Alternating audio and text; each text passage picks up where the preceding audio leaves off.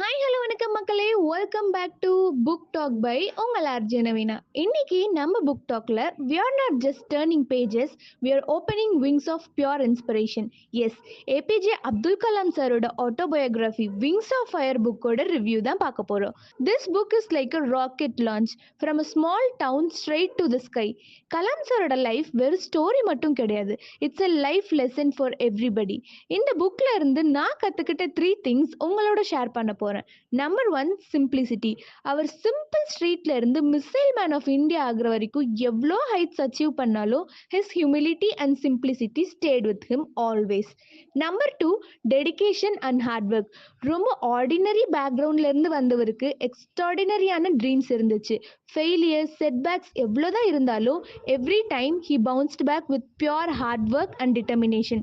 That shows us யாராக இருந்தாலும், I repeat, யாராக இருந்தாலும் உங்களுக்குன்னு ஒரு அசைக்க முடியாத ட்ரீம் அண்ட் பேஷன் இருந்தால் யூ கேன் டெஃபினெட்லி அச்சீவ் இட்னு அவர்கிட்ட இருந்து கற்றுக்கலாம். Number 3, compassion.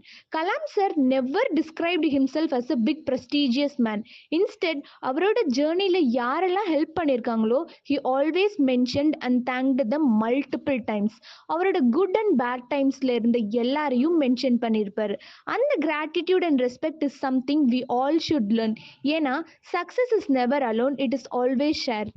கடந்து வந்த பாதையும் அதில் நம்ம கூட இருந்தவங்களையும் நம்ம எவ்வளோ வளர்ந்தாலும் நன்றி மறக்காமல் இருக்கணும்.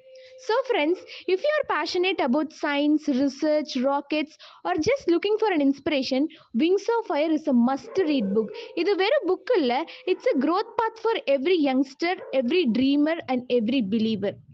மீண்டும் வேறொரு புக் டாக்குடன் உங்களை சந்திக்கும் வரை உங்களிடமிருந்து வெளிப்பெறுவது நான் உங்கள் ஆர்ஜே நவீனா.